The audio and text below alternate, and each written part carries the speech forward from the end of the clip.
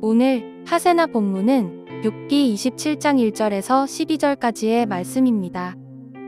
욥이 비유로 말하였다. 내가 살아계신 하나님 앞에서 맹세한다.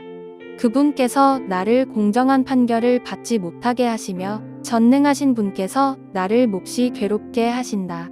내게 호흡이 남아있는 동안은 하나님이 내 코에 불어넣으신 숨결이 내 코에 남아있는 한 내가 입술로 결코 악한 말을 하지 않으며 내가 혀로 거짓말을 하지 않겠다. 나는 결코 너희가 옳다고 말할 수 없다. 나는 죽기까지 내 결백을 주장하겠다. 내가 의롭다고 주장하면서 끝까지 굽히지 않아도 내 평생의 양심에 꺼림칙한 날은 없을 것이다. 내 원수들은 악한 자가 받는 대가를 받아라. 나를 대적하는 자는 악인이 받을 벌을 받아라. 하나님이 경건하지 않은 자의 생명을 끊고 그의 영혼을 불러 가실 때에 그의 희망이란 과연 무엇이겠느냐? 환난이 그에게 닥칠 때에 하나님이 그의 부르짖음을 들어주시겠느냐?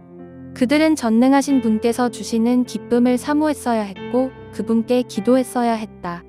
날더러도 하나님의 응답이 얼마나 큰지 가르치라고 해보아라. 전능하신 분께서 계획하신 바를 설명하라고 해보아라. 그러나 그만두겠다. 이런 일은 너희도 이미 알고 있는 것이 아니냐? 그런데 너희는 어찌하여 그처럼 터무니없는 말을 하느냐? 오늘도 말씀 앞으로 나오신 모든 분들을 주님의 이름으로 환영합니다. 오늘 본문은 새 친구에 대한 욥의 최종 결론에 해당하는 부분입니다. 2절에 욥은 내가 살아계신 하나님 앞에서 맹세한다. 그분께서 나를 공정한 판결을 받지 못하게 하시며 전능하신 분께서 나를 몹시 괴롭게 하신다라고 말합니다. 이런 표현은 욥이 지금까지 몇 차례 반복한 내용이기도 합니다. 9장 17절엔 그는 폭풍으로 나를 치시고 까닭없이 내 상처를 깊게 하신다.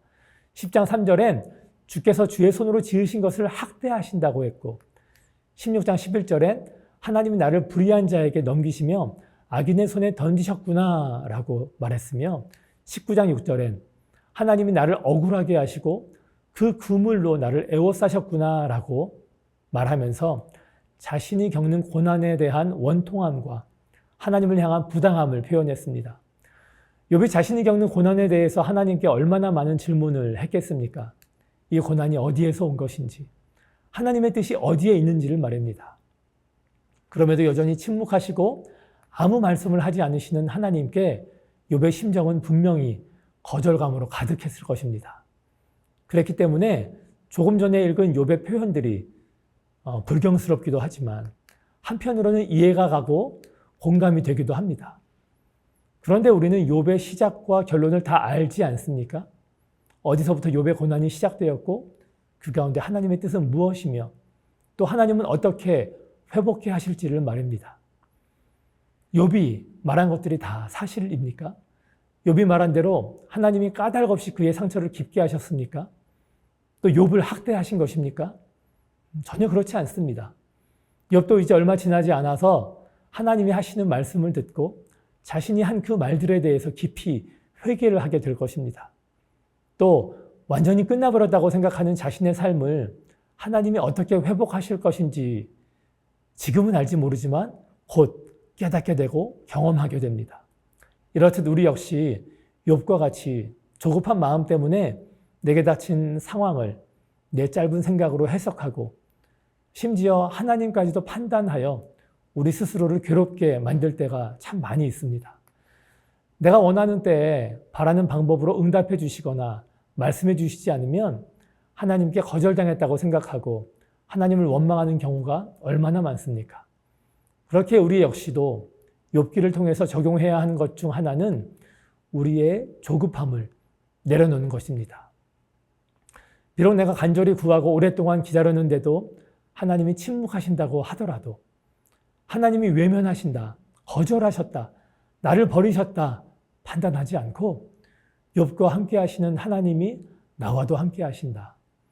욥이 비록 고난과 하나님의 침묵으로 하나님으로부터 거절감을 느끼고 버림을 받았다고 생각했었지만 그와 함께 하시고 그의 삶을 하나님이 축복하신 것과 같이 나의 모든 상황을 다 아시고 보시고 함께 하시며 새 일을 행하실 것을 신뢰하는 저와 여러분 되시기를 바랍니다. 욥기를 통해서 그 하나님을 발견하시기를 간절히 축복합니다. 이번에는 6절 말씀을 개역 개정으로 읽어보겠습니다. 내가 내 공의를 굳게 잡고 놓지 아니하리니 내 마음이 나의 생애를 비웃지 아니하리라. 욥의 친구들이 찾아온 뒤 입을 연 3장부터 지금까지를 살펴보면 욥의 마음과 하나님을 향한 태도도 조금씩 달라지고 있음을 엿볼 수 있습니다. 처음에는 태어난 것을 저주하기도 하고 자신이 당하는 고난의 부당함을 불평하기도 했으며 하나님을 판단하고 항변하는 모습도 있었지만 변론 가운데 하나님을 향해 기도하기도 하고 부르짖기도 하며 하나님의 주권과 섭리를 인정하기도 했고 오늘 본문에선 앞으로도 입술로 결단코 범죄하지 않고 평생 온전함을 버리지 않을 것이고 의를 붙들고 놓지 않겠다고 다짐하기에 이릅니다. 욥에게 닥친 사건이 그를 흔들리게 했고 탄식하고 하나님을 원망하게도 했지만 그것이 그를 무너뜨리거나 하나님을 떠나게 하지 못했습니다. 이렇게 욥의 마음과 신앙이 이렇게 다시 회복되어 가는 것이 얼마나 감사한지 모릅니다. 욥은 자신이 말한 대로 그렇게 살아왔고 이 6절 말씀에 다짐한 것처럼 그렇게 살아갈 것이 분명합니다. 이 점은 우리 역시도 꼭 본받아야 할 신앙인의 모습입니다. 어떤 환난이 내게 닥쳐온다 할지라도 믿음을 잃지 않고 의의 길을 걸어가겠다는 이 굳은 의지를 갖는다는 것은 말입니다. 욥은 친구들에게 자신의 의로운 삶과 결백을 계속해서 주장했습니다. 우리의 눈으로 봐도 욥의 의는 친구들에 비해 훨씬 뛰어난 것을 알 수 있습니다. 그런데 욥이 한 가지 간과한 것이 있습니다. 그가 아무리 다른 사람들보다 정결하게 하고 공의롭게 살아왔다 할지라도 그의 의는 완전할 수 없다라는 사실 말입니다. 우리는 죄된 본성을 가지고 태어났기 때문에 그 누구도 의로울 수 없습니다. 의인은 없나니 하나도 없다고 성경은 말하고 있습니다. 하나님이 우리를 의롭게 여겨주시는 것뿐이지 그 누구도 하나님 앞에서 의로울 수는 없습니다. 그렇게 우리가 취해야 할 바른 태도는 평생의 온전함을 지킬 것과 의롭게 살겠다고 다짐하는 것보다 나는 언제 넘어질지 모르는 연약하고 완악한 죄인이오니 주님만 바라보겠습니다. 주님만 의지하겠습니다. 주님 나를 도와주옵소서.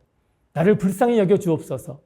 죄악으로부터 나를 멀리하게 하시고 내 입술에 파수꾼을 붙여주시옵소서 기도하며 이 마음으로 날마다 살아가야 할 것입니다. 이 말씀을 기억하셔서 이와 같은 고백과 믿음의 태도로 주의 은혜와 긍휼을 구하시며 주어진 하루를 살아갈 수 있는 저와 여러분 되시기를 주님의 이름으로 축복합니다. 오늘의 하시조는 로컬 푸드를 소비하는 것입니다. 지역 경제 활성화뿐 아니라 신선한 재료를 통해 맛있는 음식도 맛볼 수 있겠죠. 오늘의 하시조 함께 하시죠.